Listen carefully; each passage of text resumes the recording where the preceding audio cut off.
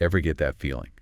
Like Yeah. you're drowning in data. Oh, yeah, I know exactly what you It's mean. everywhere. Right. Absolutely. Reports, presentations, it's like we're bombarded with numbers. And even like just scrolling through social media, it's all data, data, data. True, true. It's a lot to process, that's for sure. So how do we make sense of it all? Well, that's the big question, isn't it? I mean, we've all been there. You're sitting through a presentation, someone throws a million charts at you. Ugh, I hate when that happens. Yeah, and you walk out feeling more confused than when you walked in. Right, exactly. It's like death by PowerPoint. But the good news is there are ways to make data, well, more digestible. Okay, so how do we do that? Well, first of all, less is more. People try to cram way too much information in. Like they think more is better? It seems that way, but Yeah. actually, our brains can only handle so much at once. It's like decluttering, I guess. Sometimes you got to get rid of things to see what you've got. That's a great way to put it. And there's research to back that up, by the way. Oh, really? Yeah, Harvard Business Review did a study. Anyway, the takeaway was that audiences actually remember more when you focus on just a few key data points. So instead of a data avalanche, just give them the highlights. Exactly. Think of it as the rule of three. Rule of three. Got it. I'm writing that down. But even with fewer data points, how do you make them interesting? I mean, numbers on a page can be kind of boring. True. And that's where data visualization comes in. Our brains just love visuals. So we're talking charts and graphs and stuff. Yeah. Like a well-designed visual can communicate an idea instantly, way faster than text. So instead of handing someone a recipe, you'd show them the cooking show. Exactly. And you have lots of options, bar charts, line graphs, pie charts. Ooh, I love a good pie chart. Uh-huh. Yeah, they can be fun. Mm. Each visual has its own purpose, like showing comparisons or trends over time. Okay, so it's about picking the right tool for the job. Yep, and keeping it simple. I mean, we've all seen those charts that are so cluttered and colorful, they give you a headache. Oh, yeah, totally. So what's the key to good data visualization then? Simplicity, clarity. Think clean lines, a professional look, and using color strategically. The goal is to communicate information clearly, not to create a work of art. Kind of like a good website, I guess.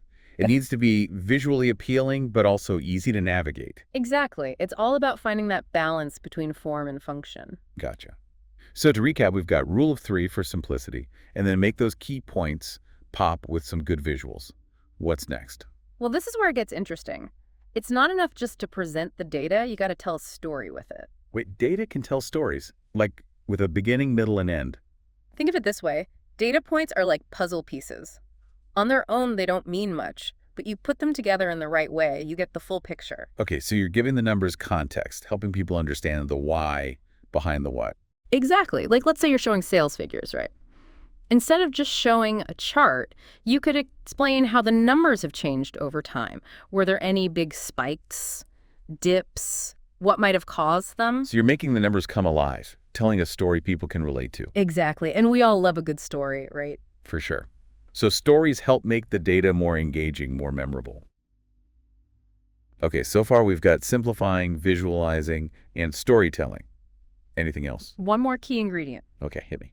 You've got to know your audience. Oh, right. Like you wouldn't explain something complicated the same way to a 5-year-old and say a college professor. Exactly. You tailor your presentation to whoever you're talking to. Think about their background, their level of expertise, what they need to get out of it. So it's like speaking a different language, depending on who you're talking to. Perfect analogy. Like if you're presenting to engineers, they can handle technical stuff. But investors, they probably want the big picture, the bottom line. Right. It's about being relevant, not just dumbing things down. Exactly. Give your audience the information they need in a way that makes sense to them. This is fantastic. We've covered so much, I feel like I've got a whole new toolkit for dealing with data. That's great to hear. But before we wrap up, what's the most important thing you think people should remember about presenting data? It sounds obvious, but don't forget the human element. So don't just throw numbers at people. Tell them a story. Exactly. Yeah. Data without a story is just numbers. It's the story that gives it meaning. I love that. Okay, so we've talked about simplifying, visualizing, storytelling, and knowing your audience. Is there anything else? One final ingredient to make your data really sing. Ooh, I'm intrigued. Let's talk about interactivity. Most presentations are so passive. You just sit there and watch slides go by. Oh, I know, right? Yeah. Sometimes I feel like I'm going to fall asleep. It's like data torture. But you know what makes a huge difference? Interactivity. Okay, yeah, that makes sense. But how do you actually do that? Make a data presentation interactive?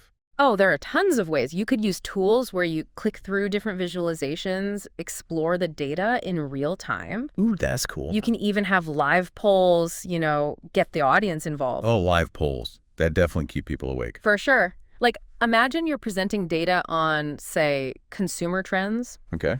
You could ask the audience to predict the next big trend and then show them the actual data. That's so cool. It's like a game show, but with data. Exactly.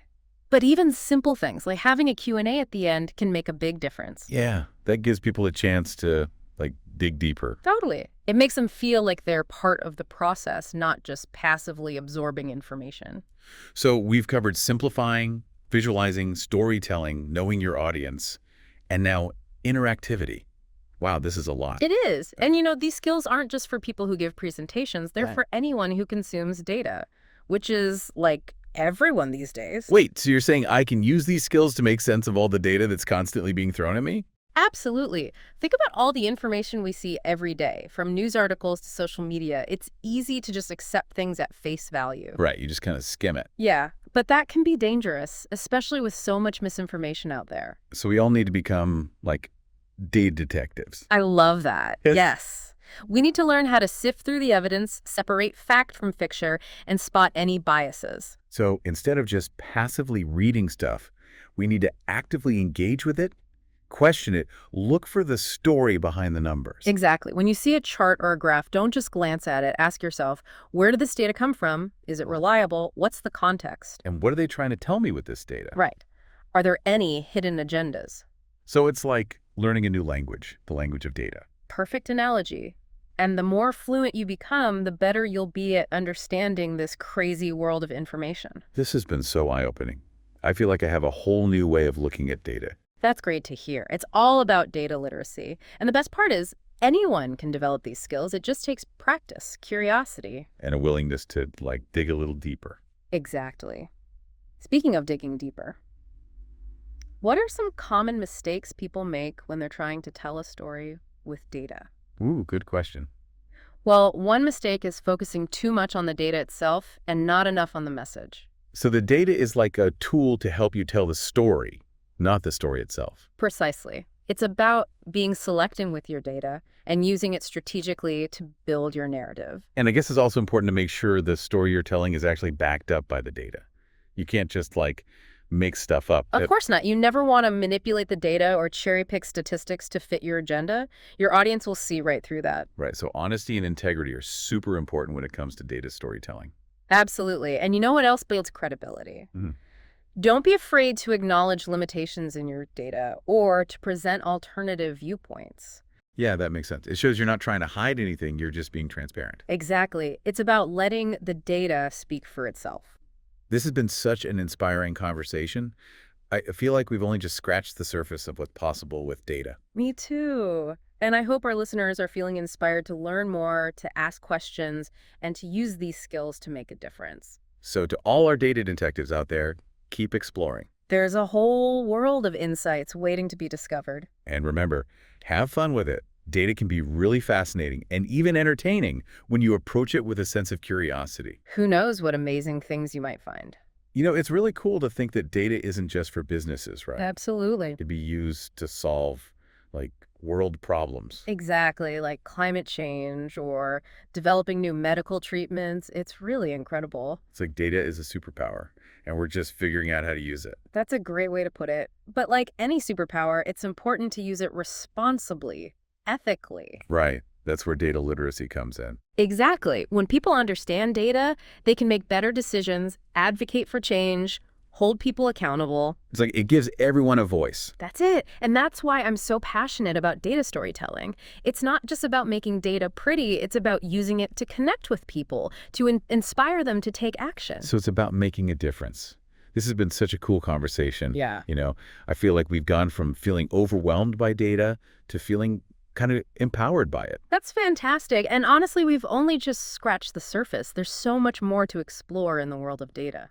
It's like we've been given this key to unlock a whole new world. Exactly. And who knows what amazing things we'll find. One thing's for sure, It's going to be an exciting adventure. Absolutely. So to everyone listening, we encourage you to keep exploring, stay curious. Yeah, embrace your inner data detective. Oh, Well, it's been awesome chatting with you today, learning all about how to make data work for us. the pleasure was all mine. And to our listeners, until next time, keep those data detective hats on and keep those minds open.